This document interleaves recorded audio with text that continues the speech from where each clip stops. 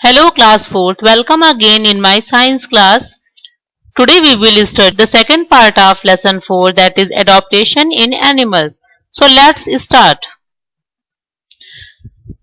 The first one is adaptation through modification of body parts. बच्चों अब हम ये स्टडी करेंगे कि बॉडी पार्ट्स में ऐसे क्या मॉडिफिकेशन होते हैं जिससे कि बॉडी एटमॉस्फेयर में अडॉप्ट हो पाती है. Different animals have adopted their body parts according to the kind of food that they eat. Children, all the animals do not eat the same food.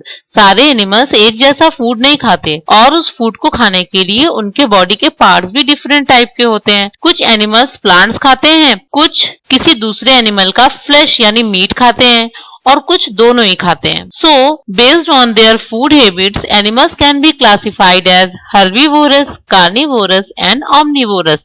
So, we will study about them one by one. So, the very first is herbivorous. In Hindi, its meaning is shakahari.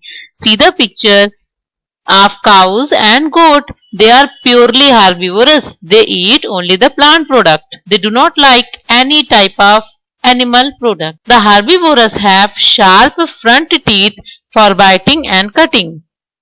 Children, जो herbivorous animal होते हैं उनके सबसे आगे के teeth काफी ज्यादा sharp होते हैं because they have to bite and cut the food. Today I will tell you a very new thing. जो herbivorous animal होते हैं वो सिर्फ plant के product को खाते हैं.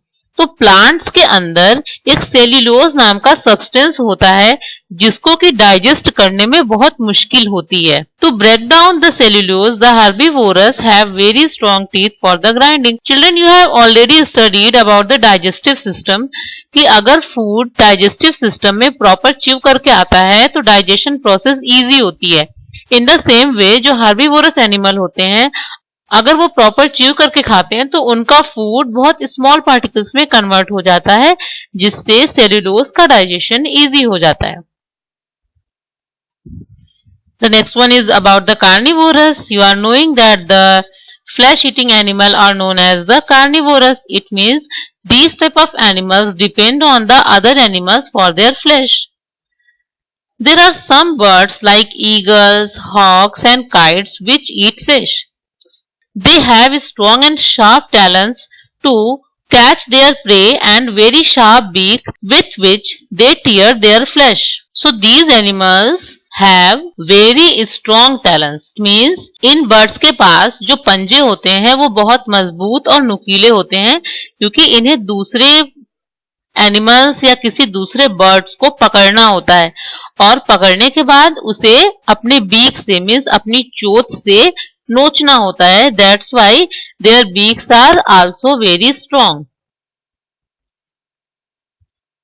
Carnivorous animals like lions, tigers and leopards have sharp and pointed canine teeth to tear the flesh of their prey. Lion, tiger, leopards के molars बहुत sharp और pointed होते हैं जिससे कि ये अपने शिकार के flesh को easily खा पाते हैं. Next category is about the omnivorous. Omnivorous means the animals who eat the plants as well as the flesh of other animals. Such animals are called the omnivorous. ऐसे animals जो plant के product भी खाते हैं और साथ साथ animal का meat भी खाते हैं. Some examples of omnivorous are birds like crow and animals like bears, dogs, human beings. You know children, crows eats the plant product as well as the animal product. So their beaks and claws means उसके चोंच और उसके पंजे दोनों ही बहुत मजबूत होते हैं क्योंकि जब ये फ्लैश खाता है तो उसके बीक्स और क्लास उसमें हेल्प करते हैं. इसके अलावा जो भी omnivorous एनिमल्स होते हैं उनके टीथ भी बहुत शार्प और स्ट्रांग होते हैं क्योंकि जब वो फ्लैश खाते हैं तो उस समय ऐसे ही टीथ की नीड होती है. इवन प्लांट के प्रोडक्ट खाने के लिए भी उनको शार्प और स्ट्रांग टीथ की जरूरत होती है बिकॉज सेल्यूलोज को डाइजेस्ट करना होता है. The next category of animals are scavengers. Scavengers are the category of animals who eat the flesh of dead animals. Examples are vultures. Vulture means गिद्ध dead bodies को खाता है. Vultures have excellent eyesight and a strong sense of smell.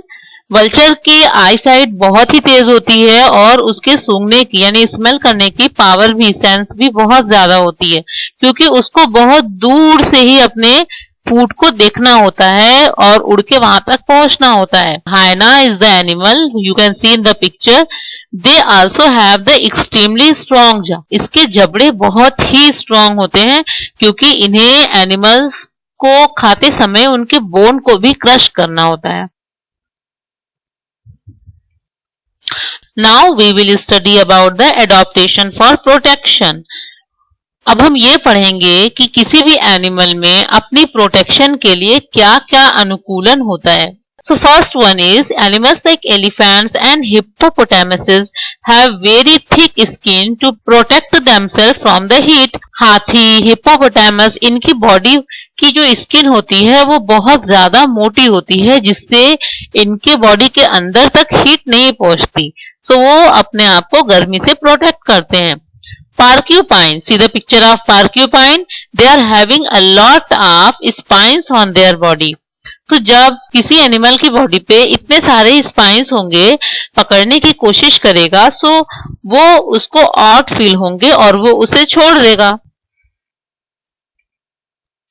Dear have very strong legs. हिरन के पैर बहुत लंबे होते हैं क्योंकि जब इसको कोई शिकारी दौड़ाता है तो ये बहुत तेज भाग के अपना प्रोटेक्शन करते हैं।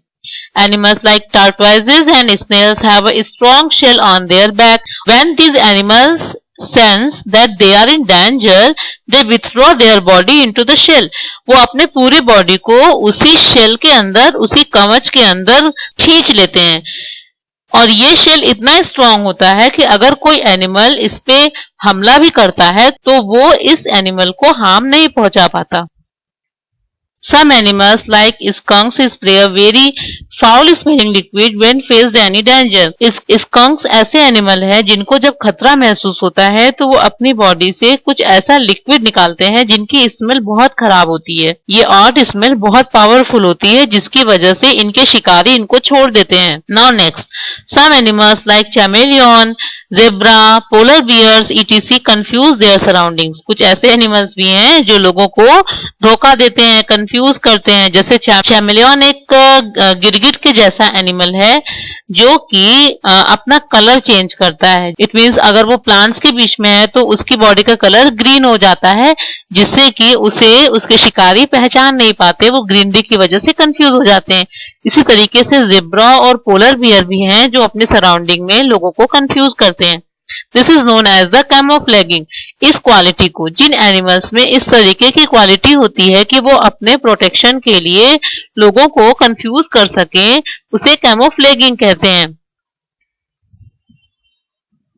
So we have studied about the adaptations in the animals. As we have already studied that animals are having the different adaptations. In spite of all those features, we should be very careful and concerned about the animals. Because बहुत बार ऐसा होता है कि animals को खतरा हम लोगों से होता है, हमारी एक्टिविटीज की वजह से होता है, क्योंकि ह्यूमंस की ऐसी बहुत सारी डिस्ट्रक्टिव एक्टिविटीज है जिससे वो एनिमल्स डेंजर में हो जाते हैं। जैसे we are cutting down forest to fulfil our need.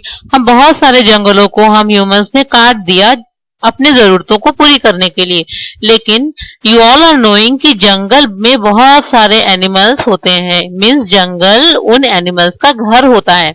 अब हमने जब उनके घर को ही बर्बाद कर दिया तो वो एनिमल ऐसे ही खतरे में पड़ जाते हैं और मरने लगते हैं। कुछ ऐसे एनिमल्स जैसे dodo bird, you have listen the name children, क्योंकि डोडो बर्ड एक ऐसी बर्ड है जो बहुत पहले हमारे जमीन पर, हमारे अर्थ पर पाई जाती थी, बट अब कोई एक भी डोडो बर्ड हमारे अर्थ पर नहीं बचा, वो पूरी तरीके से खत्म हो गए। तो ऐसे एनिमल का ग्रुप जो कि पहले हमारे अर्थ पर मिलते थे लेकिन अब एक भी नहीं बचे, ऐसे एनिमल्स को एक्सटिंक्ट एनिमल्स मीन्स विलुप्त जानवर या विलुप्त पशु कहा जाता है। इसके अलावा एनिमल्स की एक और भी कैटेगरीज है जो इंसानों की एक्टिविटीज की वजह से प्रॉब्लम में है। आई वांटेड टू से कि they are on the earth. अभी वो पूरी तरीके से खत्म नहीं हुए हैं, लेकिन ह्यूमन की डिस्ट्रक्टिव एक्टिविटीज की वजह से उनकी नंबर बहुत कम हो गई है। उनको ये डेंजर है, means they are in danger, कि अगर उनका केयर नहीं किया गया तो after few years they also may be disappear, means they can come in the category of extinct animals. ऐसे एनिमल्स जो अभी लैंड पे हैं लेकिन उनको खतरा है, उन्हें इंडेंजर्ड एनिमल्स कहा जाता है।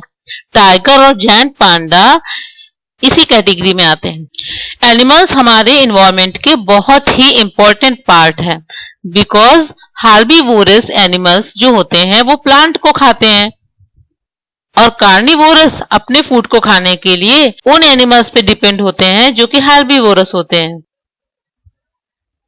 सो I have to tell you कि सारे के सारे एनिमल्स इंपॉर्टेंट है, क्योंकि सब एनिमल्स कहीं ना कहीं से एक दूसरे से चेन में बंधे हुए हैं, मीन्स एक दूसरे पर डिपेंड करते हैं। सो इफ वी थिंक कि our environment should be maintain, अगर हम सब चाहते हैं कि हमारा इन्वायरमेंट मेंटेन रहे तो इस फूड चेन को मेंटेन करना होगा, मीन्स सभी तरीके के एनिमल्स को प्रोटेक्ट करना होगा। अगर किसी रीजन से ये चेन अपसेट होती है तो हमारा इन्वायरमेंट बहुत बड़ी प्रॉब्लम में होता है। सो ये बहुत इंपॉर्टेंट है कि हम अपने नेचर को बैलेंस करें। Animals can be protected in the following ways, now we will study about them. So first one is we should avoid cutting down of trees to protect their Holmes.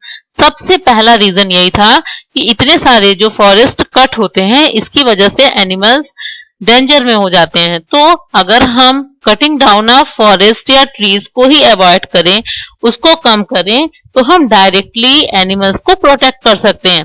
Second is we should not hunt animals for fun. बहुत सारे ऐसे लोग हैं जो जानवरों का शिकार करते हैं अपने इंजॉयमेंट करने के लिए। It is totally wrong, anyone should not do it.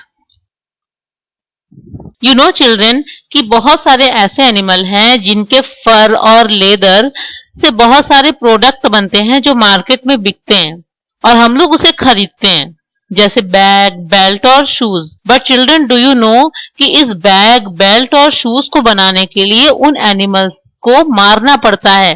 So we should avoid using of these products. जब हम इन प्रोडक्ट्स का यूज नहीं करेंगे तो वो एनिमल मारे नहीं जाएंगे, so directly we can save them. इसके अलावा बहुत सारे एनिमल्स ऐसे हैं जिनकी बोन्स और टीथ डेकोरेटिव मटेरियल्स को बनाने में काम आती है। So we should avoid using such items to protect the animals. Apart from these we can also provide care for the animals in the following ways। ये सारा काम जो अभी हमने बताया वो सब चीज करने के साथ साथ कुछ छोटे छोटे भी तरीके हैं, अगर हम सब उसे फॉलो करें so we can protect the animal। The first one is we must take proper care of our pets and farm animals। The second one is we must provide sufficient food and water to these animals and the animals shelter should be clean। अगर हम अपने घर में animals को रखते हैं तो ये हमारी जिम्मेदारी है कि उनका शेल्टर क्लीन हो, because when the shelter will be clean उनको कोई बीमारी नहीं होगी, so they can live long. We must clean and bath them regularly. हमें हमेशा इस बात का केयर करना चाहिए कि उन एनिमल्स की साफ सफाई और उनको नहलाने का काम रेगुलरली किया जाए। If we are having the pet animals at our home, so it's our duty that when these animals are getting sick, we should go to the veterinary doctor.